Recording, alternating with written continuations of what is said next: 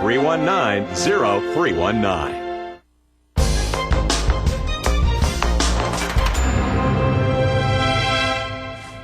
The voices have been loud for years and still they're struggling to make ends meet. We're talking about the province's university students and their concerns over tuition fees, financial aid, and the plight of international students who come here for a broader education but end up struggling with heavy debt. Danielle Sandhu is with the Canadian Federation of Students. She was in our studios recently. Here's a look at that interview.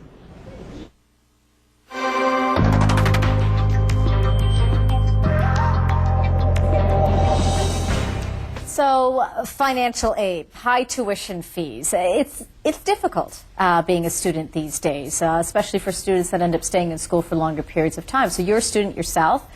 What are your concerns? What are the major things that you're worried about? Well, I think the student experience is affected by so many different things. When we talk about the rising rates of tuition, we talk about a sense of disengagement or disempowerment that students feel within their spaces, debt, the debt that we incur for taking on student loans. But I feel like the quality of education that students are receiving these days, it doesn't map out. It doesn't map out in terms of thinking of, we come here, we pay for our classes, we pay for our courses, and we're not getting, I think, what we paid for.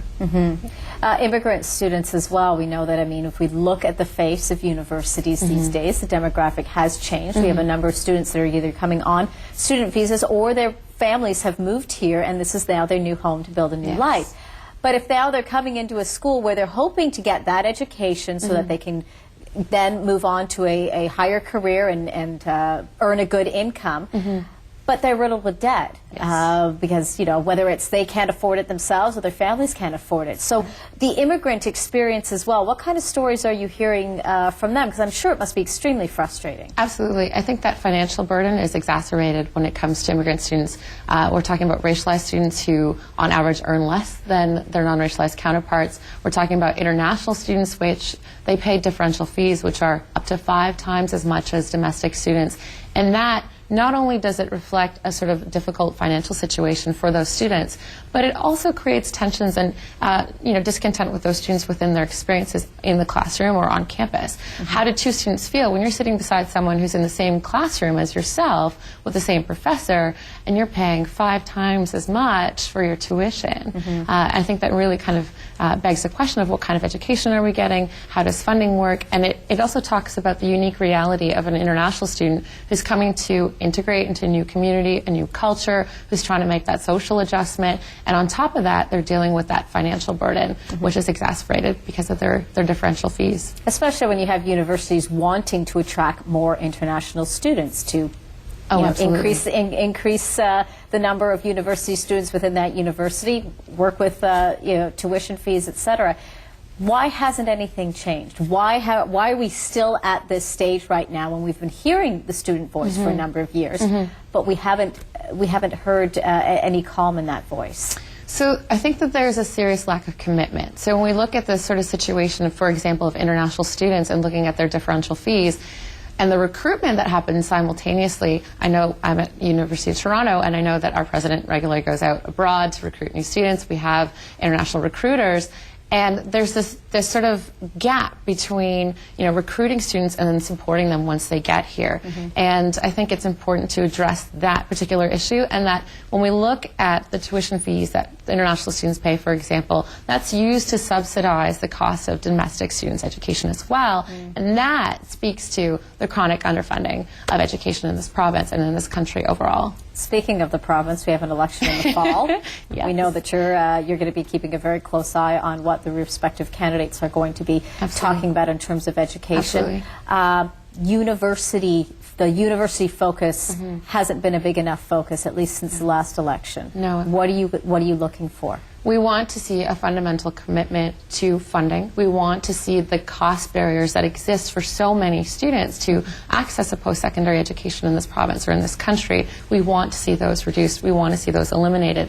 And we know that the utmost barrier is cost. So the government can do a lot by investing into education. We have amongst the lowest per-student funding in all of North America in this province. We have, on average, the highest tuition fees in the country here in Ontario. We want to see something change on that front. We need to see a commitment from both the provincial and the federal government in terms of education and ensuring that students have access.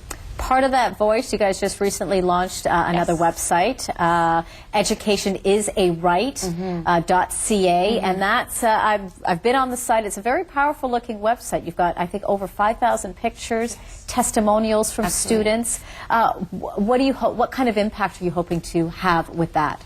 I think the first thing is that it gives students an opportunity to share their stories, to share their experiences, to talk a lot about the struggles that they have as working students, as low-income students, as racialized students, to be able to talk about their struggles and being able to pay for school, which is a significant challenge. You're balancing so much.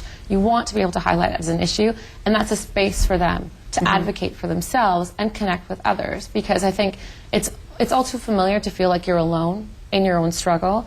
And if you're able to connect with others who are going through a similar thing, you can put your minds together, you can work on these things together. And I think that's where our lobbying power comes from, is our numbers as students across the province or across the country working together. That's the way that we're going to push to make sure that education and the quality of our education is at the forefront of the next election. And this whole sense of social media now, because you guys can go on Facebook, you can go on all the websites, Twitter. Do you think that's going to have a bigger impact this time around now? I think so. I think that politicians are definitely following what's happening on these various forms of social media. I think it's a place where students or young people feel comfortable engaging, and it's something that we need to build into sort of more popular or greater mobilizations as well, and pulling people, because I think showing that we care in greater numbers is what's going to get us the results. So it's using the various media or tools that we have at our disposal to make sure that we're pushing through with our issues. Okay, well, Danielle, I appreciate you coming in. I know it's been busy. We're going to be keeping an eye on how things are moving on for you, and I'm sure we'll be chatting again soon. Thanks a lot for coming in today. Thanks so much for having me, Angie.